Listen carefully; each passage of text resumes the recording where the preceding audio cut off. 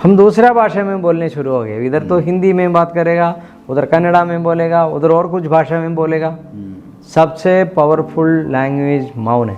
मौन मौन में जो वाइब्रेशन हमारा अंदर बनता है, that is a right language. वो रीच होता है, वो रीच उधर होता है।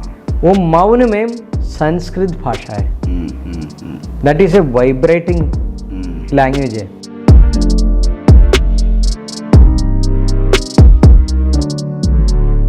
उसने मुझे बोला, एक दिन मेडिटेशन पे मेरा सामने इतना ब्यूटीफुल एक लड़की मेरा सामने आ गया। मैंने लाइफ में ऐसी इतना ब्यूटी में देखा नहीं। मैंने पूछा, तुम रियल में देखा है मेडिटेशन में? गुरु जी वो रियल है। ओके।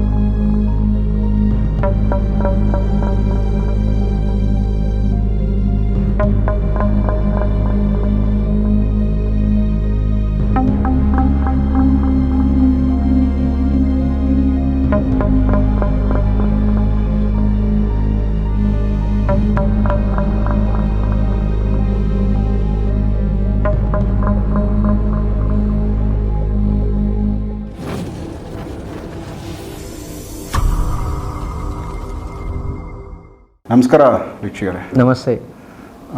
गुरुजी, आज का दिन में पहले हम लोग ये सनातन धर्म में कुछ बीज मंत्र ऋषि लोग अगर दिए तो वो बीज मंत्र लेके एक 48 डेज नहीं हो तो साल तक 2 साल 3 साल एक बार और ज़्यादा एक भगवान के लिए मतलब वो जप करेगा और प्रेयर करेगा। वो भगवान डायरेक्ट आके प्रत्यक्ष होके क्या उसको चाहिए उसको तथास्तु बोल के वो जाता था।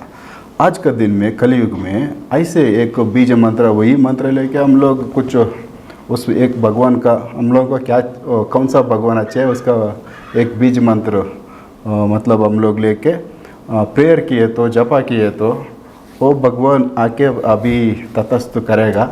आज का दिन में ऐसे हो जाएगा क्या गुरुजी? देखो, उसके लिए हम थोड़ा और जानने चाहिए, तभी आपको पता चलेगा मंदिर का पावर क्या है। ये छोटा बच्चा पैदा हो गया, वो कभी भी रोते वक्त किस लिए रो रहे माँ को मालूम नहीं। दूध देता है ना? वो रो रहे दूध दे रहे, दूध देने का शायद उसको पेट दर्द हो रहा होगा, वो तो हम लोगों का वो मालूम नहीं, बात नहीं करते वो हाँ, बच्चा वो दूध ही देगा। कुछ बच्चा लोग सपना देख के रो रहा होगा, मगर माँ बोले अभी तो दूध दिया था, ओके ठीक है अभी और दूध देगा। वो उसको ऑलरेडी पेट भर चुका है, फिर भी दूध ही दे रहे। इसी तरह हम जब बड़ा होते होते होते अम्मा बुलाते वक्त अम्मा को पता चले मुझे बुला रहे। मैं दीदी बुलाएगा तो अम्मा नहीं सुनेगा, नहीं सुनेगा। अम्मा बोलेगा तो अम्मा सुनेगा। बड़ा होने का बाद क्लैरिटी में बात करते हैं, हर इंसान से हम हर तरीका से पुकार रहे। इसी तरह हमारा स्पिरिचुअल नॉलेज भी लेवल चेंज होने चाहिए।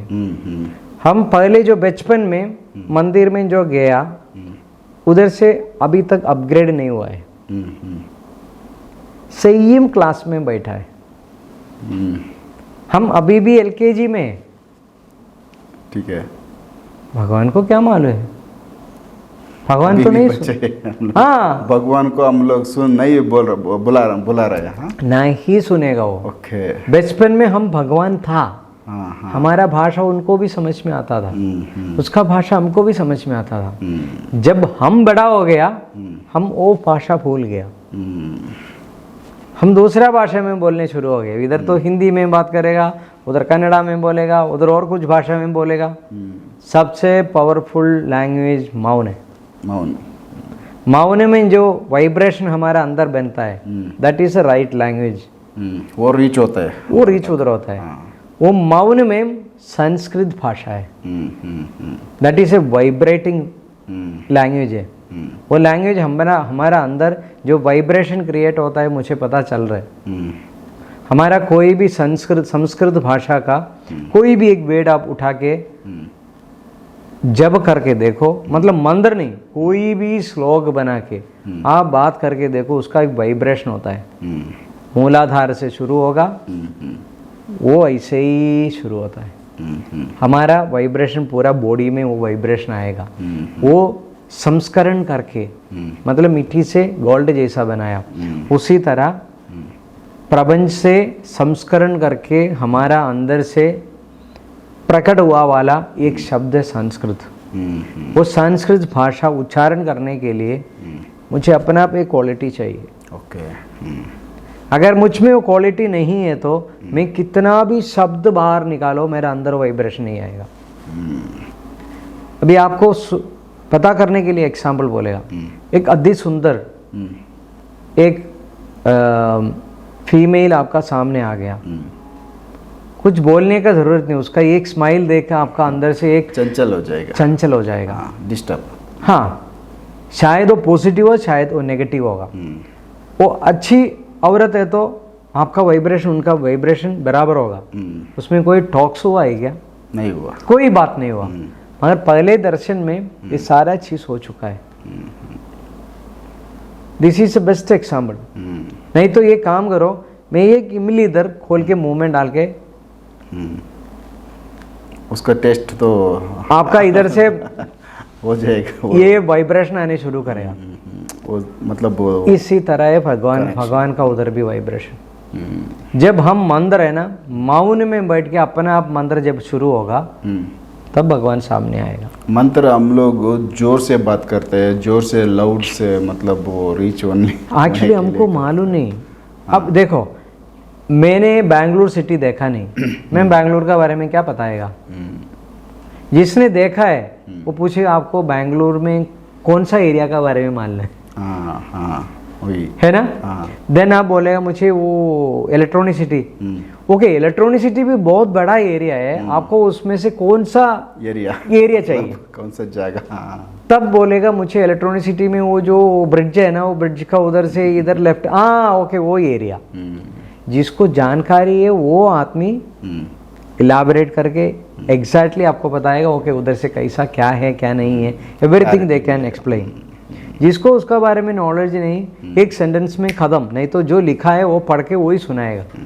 बेंगलुरु बोलेगा तो अति सुंदर, बहुत खूबसूरत जगह है, उधर ठंड है, उधर वैसा है, ये है वो है, खत्म। और कुछ एक्स्ट्रा पूछेगा तो उसका पास नहीं, वो ग्रंथ में नहीं, मालूम नहीं उसका, वो खुद भी नहीं देखा। मैं इसलिए आप दुनिया में कोई भी क्वेश्चन मुझे पूछो, मैं कोई मेरे हाथ में कोई ग्रंथ नहीं, बुक नहीं, कुछ भी नहीं। दुनिया में किसी को भी कोई भी डाउट है मुझे पूछो, मैं तैयार हूं बोलने के लिए। ये जो ब्रह्म ज्ञान का बाहर कोई आंसर नहीं, ब्रह्म का अंदर है सारा क्वेश्चन का आंसर। जितना क्वेश्चन है पूछो, मैं आंसर दे दूंगा। कितना एक्सप्लेन कर सकता है मैं आपको एक्सप्लेन करूंगा। मुझे उसमें कोई छुपाना नहीं, मैं क्लियरली पता होगा यही है। इसी तरह हमारा जो मंत्र है, ऐसा जब करने से भगवान नहीं आएगा बोलेगा तो गलत है, आएगा मगर उसको शुद्धि वृत्ति करने का एक तरीका है। अभी हम लोग भगवान को आज का दिन में भी ये धरती में मैं क्लियरली लोगों को बताता हूँ 41 डेज, सिर्फ 41 डेज। आप हमारा संस्कृति में जो कहा है उसी तरह शुद्ध वृत्ति से, व्रत शुद्धि से आप जिंदगी जीने की कोशिश करो। 41 डेज में आपको भगवान सामने दिखाई देगा। एसएमएस मेडिटेशन का कोई जरूरत नहीं, बट आपका मन आपको कंट्रोल नहीं कर पाएगा। पहले प्रश्न वही है, आपका मन नहीं घूमता रहेगा, पूरा प्रपंच घूम के आएगा। दूसरा, आपका इंद्रिय कभी आपका कंट्रोल में नहीं होगा। ये आप कैसा कंट्रोल करेगा, इसीलिए आपको एसएमएस मेडिटेशन का जरूरत है। बिकॉज आपका इंद्रिय नियंत्रण करने के लिए आपसे नहीं हो पाएगा, मेरे से हो पाएगा। आपका मन नियंत्रण करने के लिए आपसे नहीं हो पाएगा, मुझे हो पाएगा। मतलब अब कंट्रोल लेते हैं आप। आई हैव द मुझे भगवान को क्वालिटी दिया है। मैं इतना शुद्ध वृत्ति से मैं जी रहा हूँ, मुझे कोई चीज का लालच नहीं, मुझे कोई चीज का परवाह नहीं। I am not attract to anything. अब दुनिया में कोई भी चीज मेरा सामने लेके आओ, मैं इसी तरह ही बैठूंगा। सो 41 डेज आप बोल रहे हैं, 48 डेज का रेगुलर एक मंत्र जप का एक सिद्धि होने के लिए इतना तो चाहिए, इसे रेगुलर हमारा मैं उसमें से गुरु लोग 7 दिन कम करके दिया है ना, बताता है। एक मंत्र सो ब्राह्मी मुहूर्त, नहीं वो तो शाम को, नहीं वो तो मुझे सो मॉर्निंग। हाँ एक नदी रेगुलर है, एक रिवर का सामने, रिवर का बाजू में करने के लिए एक मंत्र रहेगा, और सेपरेट एक अरण्य जैसे कोई लोग नहीं रहेगा ना, ऐसे वाला ऐसे जगह में भी बैठ के करने के लिए, सिद्धि करने के लिए जितना लोग ज़्यादा होगा ना हाँ, उतना अच्छा है। लोग चाहिए सिटी के अंदर करने का, फिर तभी हमारा कंट्रोल आता है। हाँ, डिस्टर्ब तो रेगुलर डिस्टर्ब। देखो ये जो संन्यास मतलब जो हमारा, हम कहाँ से कहाँ जाने के लिए कोशिश कर रहे हैं, हम ये दुनिया से अलग जाके कुछ नहीं कर सकता है, हम कोई सिस्टम को तोड़ नहीं सकता है।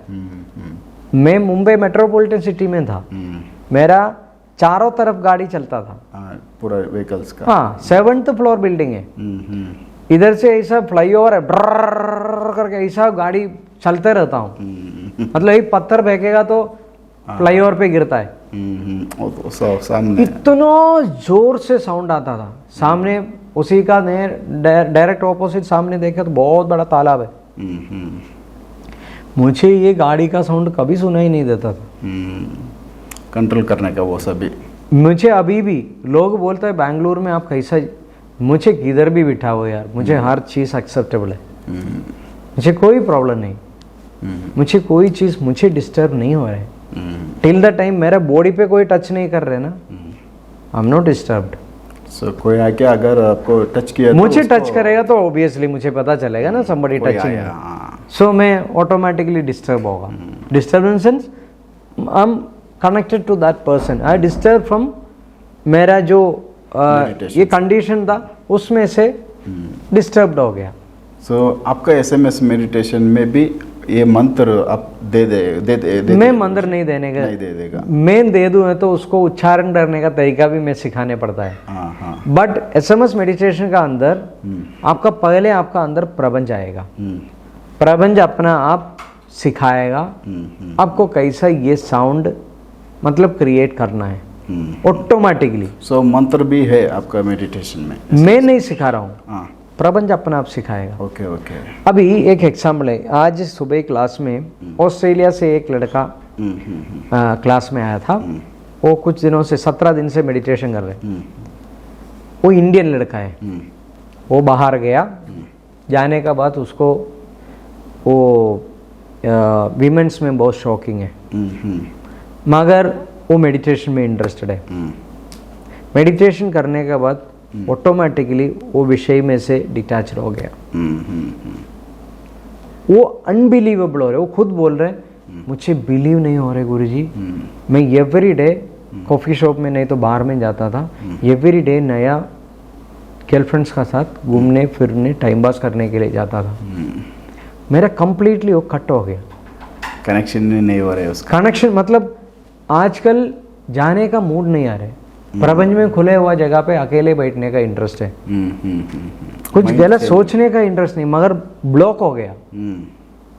अभी उसको खुद महसूस हो रहे मैं इतना खराब इंसान है क्या, मैं कितना लोगों का सामने में मेरा प्रदर्शन किया है, उसका मन में मैं किस टाइप का गिरे हुआ इंसान है, मैं गलत था सही था, ऐसा बहुत सारा क्वेश्चन उसका अंदर आ रहा है। ये कंप्लीटली चेंज हो गया ऑलमोस्ट 7-8 डेज में। ओके। देन एक दूसरा एग्जाम्पल बोल रहे, और एक लड़का है वो भी अब्रॉड में, वो शादीशुदा था, उसका डिवोर्स होके कुछ 4-5 साल हो गया, उसको शादी करने का मूड है मगर वो शादी नहीं कर रहे, वो बहुत अंदर से पुट के रो रहा था, बाहर से नहीं। उसको फैमिली लाइफ में बहुत इंटरेस्टेड है, everybody love that you know that partnership life. So कभी कभी ऐसा उसको कंट्रोल नहीं कर पा रहे, बाहर जाके कोई फ्रेंड्स को मिलता था, उसका साथ 1-2 दिन साथ में घूमने फिरने रहता था। वो जो उसका फुलफिल होने के बाद वापस अगेन अब बैचलर लाइफ था। अभी मेरा मेडिटेशन कर रहे ऑलमोस्ट 1 साल से। 1 साल से उसका ज़िंदगी एकदम पीसफुल जा रहा था। एक एक्सट्रीम लेवल आ गया, उसको लगा अभी मुझे अगेन जो